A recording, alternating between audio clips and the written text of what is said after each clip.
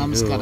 ಇದು ಬಂದು ಕಸ್ಟಮರು ಕಳಿಸಿರೋ ಉಳ್ಳ அப்படி நேரா ಏನು ಹೇಳ್ತಾರೆ ನೋಡಿ. ಸೊ ವೆಹಿಕಲ್ ವರ್ಕ್ ಒന്നും ಪ್ರಾಬ್ಲಮ್ ಇಲ್ಲ. ಇದು ಆಪೋಸಿಟ್ ಓಪನ್ ಗ್ರೌಂಡು. இது நம்ம மனை. இது மேலேருந்து இப்படியே வந்து இங்கே சொன்னீங்கன்னா ஃப்ரண்டில் கேப் ಇದೆ. ಕಾರ್ ಪಾರ್ಕಿಂಗ್ ಫುಲ್ಲಾಗಿ ಗ್ಯಾಪ್ ಇದೆ. ಎಲ್ಲ ಸೈಡ್ ಗ್ಯಾಪ್ ಇದೆ. ಸೊ ಇದು ಒಂದು ನಮ್ಮ ಸೈಡಲ್ಲಿ ನಮ್ಮ ಬೋರ್ವೆಲ್ ಇದೆ. ಇದು ಬಂದು ರೀಡ್ರಿಲ್ಲಿಂಗ್ ಮಾಡಬೇಕು. ಇಷ್ಟು ಡೀಟೇಲ್ಸ್ ಕೊಡ್ಬಿಡಿ, ಏನು ಮಾಡೋಕ್ಕಾಗತ್ತಾ? ಫುಲ್ ಫ್ರೀ ಐತೆ. ನನ್ನ ವಿಡಿಯೋ ನೋಡಿ ಹೆಂಗೆ ಮಾಡಿದ್ವಿ ಅಂತ. ಚೆನ್ನಾಗಿ ಜಾಗ, ಯಾವ ಜಾಗ, ಪಾಯಿಂಟ್ ಎಲ್ಲ ಓಪನ್ ಆಗಿದೆ.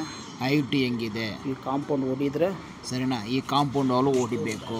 ಓಡಿದರೆ ಈ ಥರ ವಾಲ್ ಗ್ಯಾಪ್ ಸೈಡ್ ಐತೆ ಅಂತ. ಇದು ಕಂಪ್ಲೀಟಾಗಿ ನೋಡಿದರೆ ಅರ್ಥ ಆಗಲ್ಲ. ಇದು ಸೈಟು ಬಂದು ಒಳಗಡೆ ಹೋಗ್ಮೇಲೆ ಗೊತ್ತಾಗುತ್ತೆ. ಡೈರೆಕ್ಟಾಗಿ ಹೋಗ್ಬಿಟ್ಟು ನೋಡಿದ್ರೆ ಗೊತ್ತಾಗುತ್ತೆ. ಅಂಡರ್ಸ್ಟ್ಯಾಂಡ್ ಆಗಲ್ಲ, ಖಂಡಿತ ಅಂಡರ್ಸ್ಟ್ಯಾಂಡ್ ಆಗಲ್ಲ. ಬಟ್ ಇದು ಬಂದು ದೊಡ್ಡ ಗಾಡಿನೂ ಮಾಡ್ಬೋದು, ರೋಬೋ ಗಾಡಿನೂ ಮಾಡ್ಬೋದು. ರೋಬೋ ಗಾಡಿ ಈಸಿ, ದೊಡ್ಡ ಗಾಡಿ ಕಷ್ಟ. ಇದು ಆಚೆ ಕಡೆ ರೋಡು, ಪಕ್ಕದ ಮನೆಯಿಂದ ಹೋಗ್ಬೋದು. ಇದಕ್ಕೆ ಸೈಟ್ ಇನ್ಸ್ಪೆಕ್ಷನ್ ಮಾಡಿದ್ರೆ ಮಾತ್ರ ಏನು ಕೆಲಸ ಆದರೂ ಹೇಳೋಕ್ಕಾಗತ್ತೆ, ಸೆಟ್ ಆಗುತ್ತೆ, ಮಾಡ್ಬೋದು. ಸರಿನಾ? ಡ್ರೈವರು ಸ್ಮಾರ್ಟಾಗಿರಬೇಕು.